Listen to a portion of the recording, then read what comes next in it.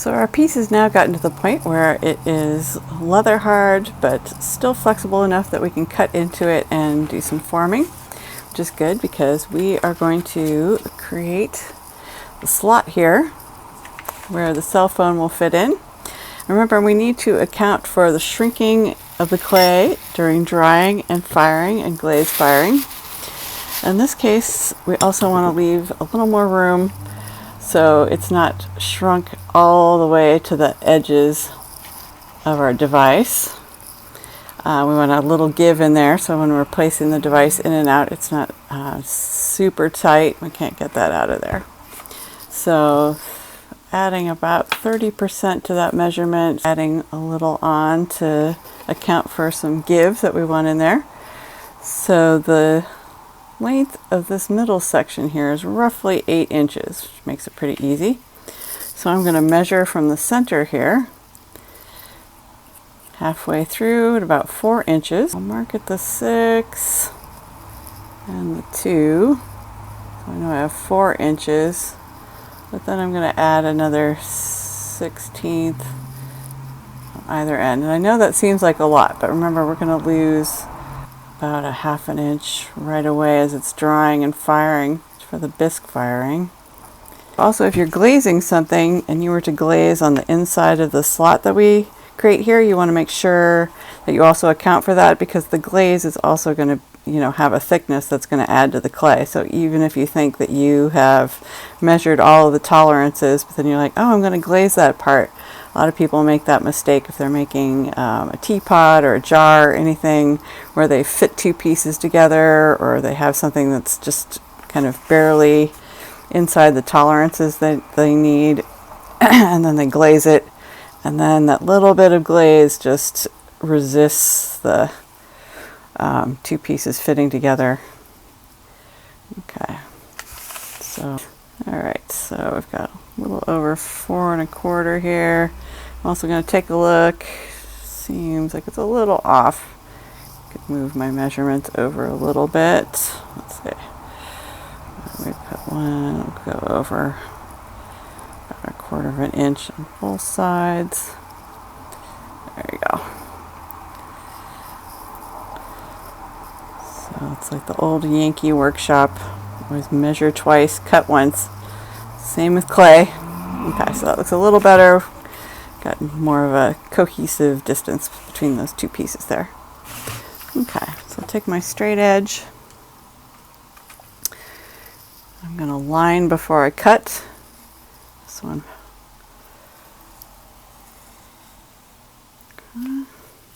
Okay, I'm going to take a straight edge, use that as my guide, come over again.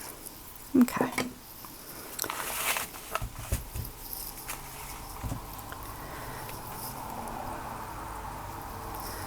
So first I am going to cut the front part here. I'll tell you why in a moment. I'll cut the sides.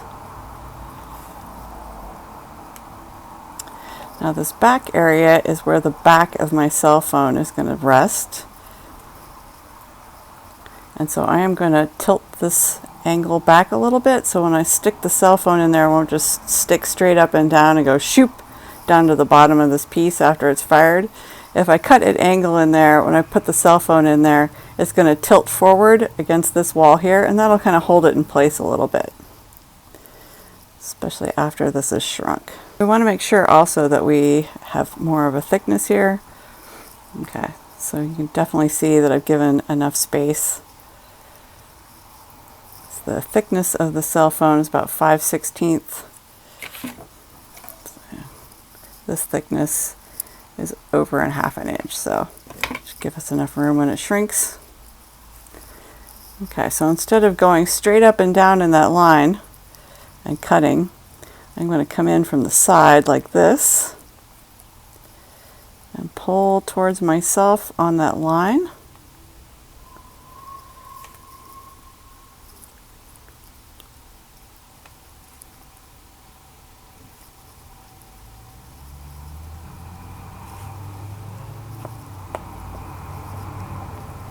Okay.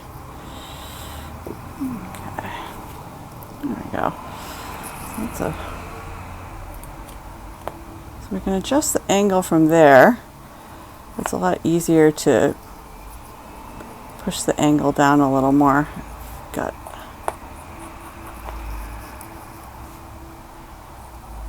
there we go. Okay.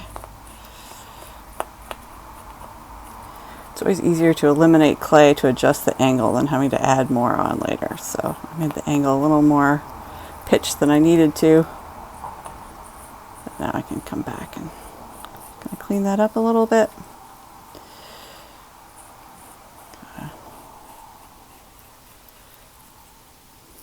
Okay.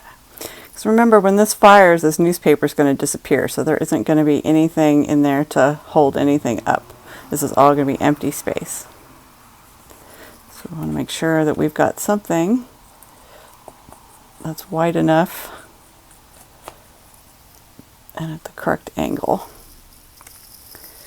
I want to clean out these little burrs. So when we glaze in there, they don't cut through the glaze and create snags and things that could potentially damage your device.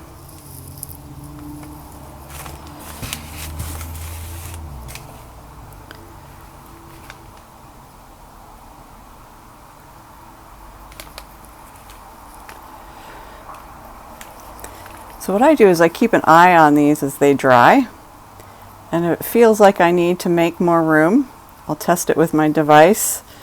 And if it seems like things are getting tight even as it's just drying, even before it fires, you can always go in and just carefully carve away at your leather hard clay. It's just a lot easier to make all those adjustments before your piece is fired.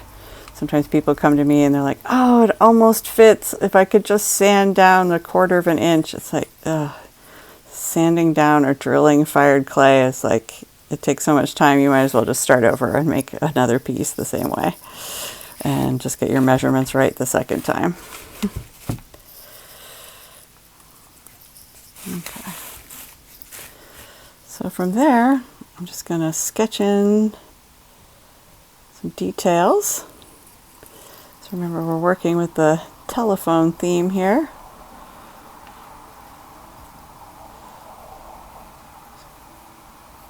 Just going to put some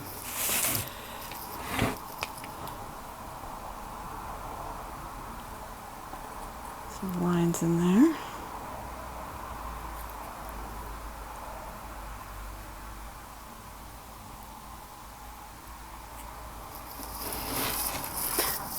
For these holes, I want them to look a little more mechanical. Let's see. So I have one of these tools that's got a little bead on the front. These are really cool. So it gives kind of a wider, less scratchy looking line.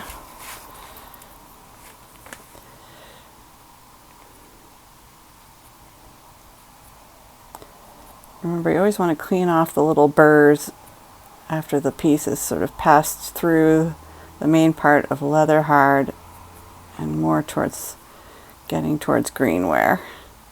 So otherwise they almost kind of stick like static cling, even if you're being very careful.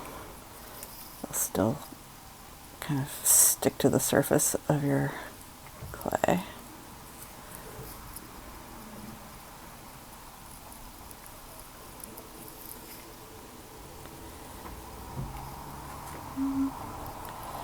I always like to go over things over and over again, give it kind of a contour drawing look.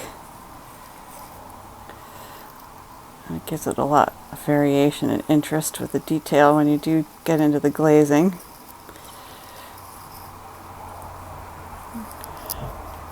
Now, like I said, I like to keep this kind of rough texture that it has, but if you do not like that, this is a good point at which you can use your scraper.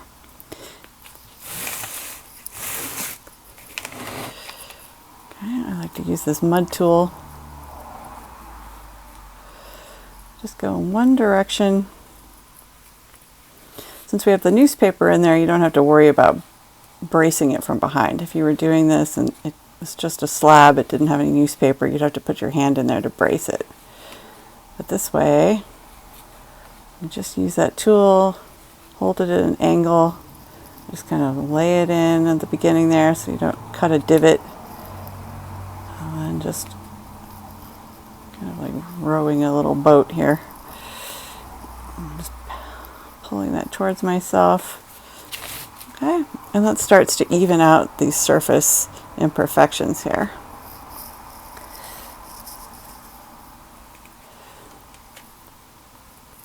So polishing a piece, you generally work along with the stages that the clay is in. So when it's this wet, I'm just kind of basically getting the shape and the angle that I need. And you don't necessarily need to worry about every single little imperfection. Those you can polish out last, right as the piece is just on the tail end of its greenware stage. You can see there's still a little bit there. So what we're doing is scraping the pieces that are popped up around these little divots and causing those to lay more evenly with the pieces that are lower.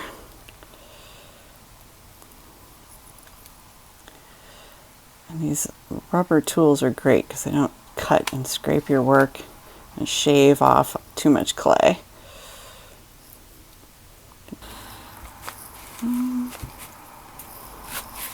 Now if you do have pieces that don't touch the ground and you want to do scraping, you do want to lay your hand under there so when you press this down it's not pushing against this and causing this part to crack.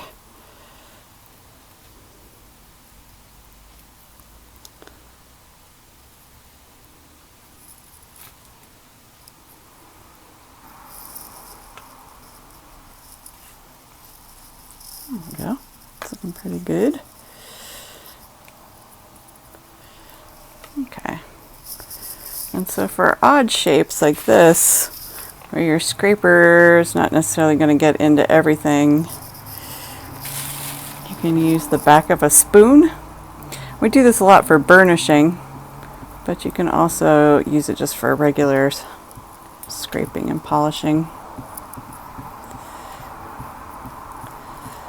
See, that blends out the texture of the canvas. Of course, you can also just use your thumb. They're very handy for this kind of thing. You can also use just a slightly moist sponge. I try not to get too crazy with the water at this stage because you can make your clay get really too flexible. But you can just take a slightly moist sponge, just work in one direction. If you do that too much though, you can, I don't know if you can see this too much in this video, but you can see these little sandy bits that start to come up. That's the grog in the clay. And if you wipe off too much of the slip off the surface of your clay, those little pieces are going to be left behind. So that's why they appear to be popping up and making it really rough. That's another reason why you don't want to do too much with the sponge. Okay. Also, we have these tools.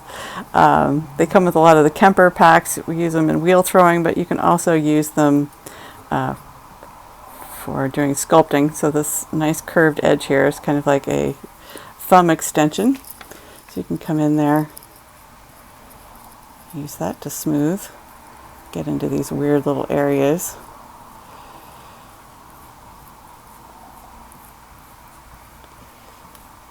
And if it feels like the clay is just too mushy, it's moving around, doesn't seem like it's smoothing, you just need to wait a little longer. Keep your piece unwrapped maybe for a half an hour, come back and test it again, and then the surface won't be quite as flexible and you'll be able to do more smoothing and polishing without the clay moving around the surface as much.